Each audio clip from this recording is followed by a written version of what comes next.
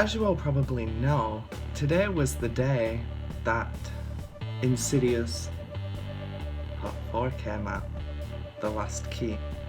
Now, for those of you who don't know, I'm a huge fan of the Insidious series and I love every single plot twist, every storyline, and I know everything down to the last little Easter egg.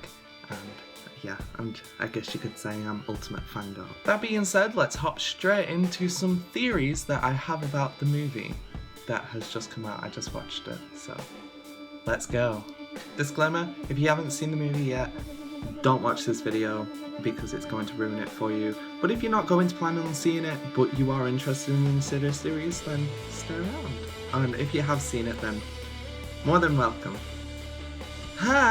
So, the first theory I have about the movie is that in fact, there is going to be a fifth. Insidious Chapter 1 saw Renee, Josh, Dalton, I was going to call him Chase then. No, that's not his name. What is his name?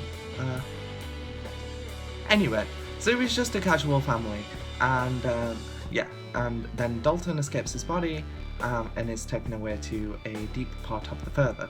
Then the father Josh finds out that he is also an astral projector and he has to go into the further to face his fears and retrieve his son's soul. Therein, therefore, he ends up murdering Elise because he is not him. He is the bride in black. So after that, we don't get to see much of the man with fire in his face until chapter 3 and now chapter 4. In chapter 2, we see a bit of Josh's childhood and how Elise helped him, and it kind of ties things together, but not everything. And obviously with Elise being dead, she returns in spirit form. The end of the movie closes with Elise, Tucker and Steven, the spiritual sightings group, going to the another house, and then the spirit of Elise sees something.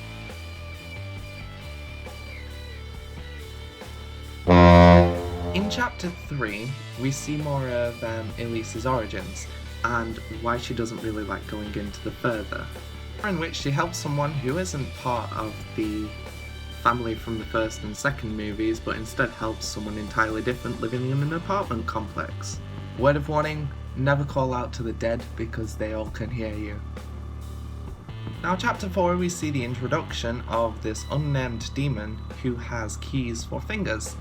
Now, one might notice, if you have seen the movie, that, or the trailer at least, that the demon has 5 keys on each of his fingers.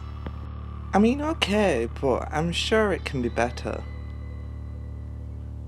That's better. Movie, the soul that helps Elise on the case in her childhood home tells her that the demon plans on opening all of the red doors. In previous movies, the red doors would lead to a deeper part of the further, each of which containing a parasitic being.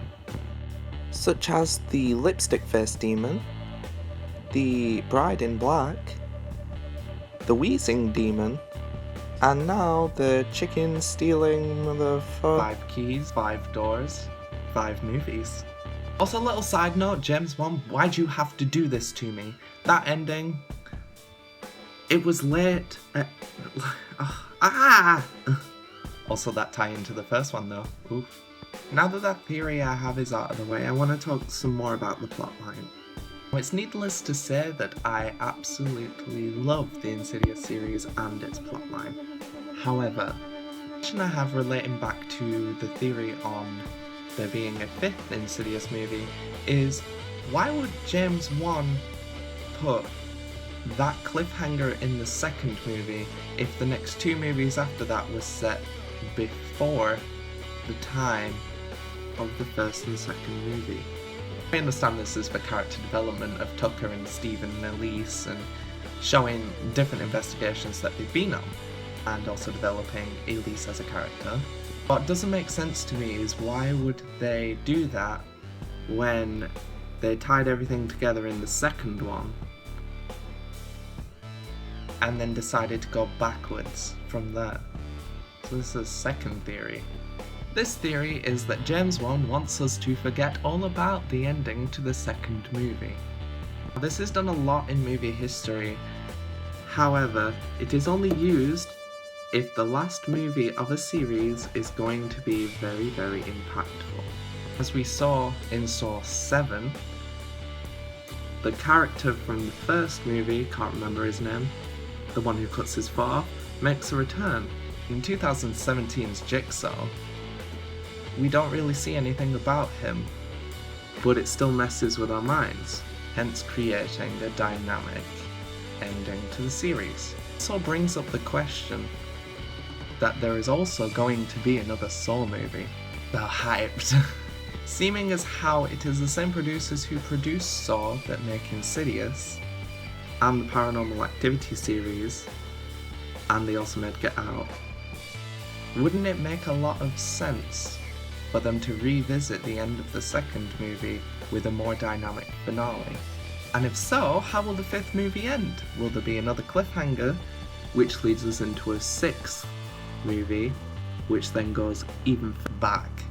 All these questions and more.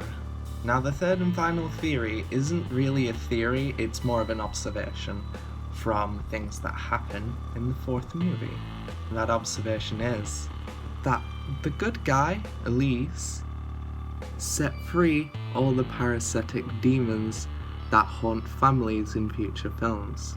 And because she sees them on a regular basis and they appear in the third and fourth movie, including the bride in black on the stairway in the third movie, and also the man with fire on his face in the end of the third movie, and also the end in the fourth, it kinda brings to question, maybe Elise was the one who dragged the man with fire in his face to Dalton by accidentally latching that demon onto Josh. Anyway, I can't wait to see where the next movie takes us. I know for a fact there's going to be another one. If there's not, James Wan, I am very disappointed in you. And I will find you, and I will make you do it. Fans have spoken and blown a little bit of wind. I might do more of these videos in the future because this was actually really fun. Also, if you was wondering what's on my face, there's nothing on my face. This is my normal face. What are you talking about? Alright guys, I'm gonna go for now, and I will produce another video tomorrow as the kit is finally fixed. So, peace and quiet to do work, maybe an artwork, maybe a singing video, maybe a vlog, who knows. And now, I'll see you all in the next video. Stay crazy, and go watch the movie. Don't be silly. I love you all, you beautiful people, and I'll see you in the next video. I'll see you then, guys. Bye.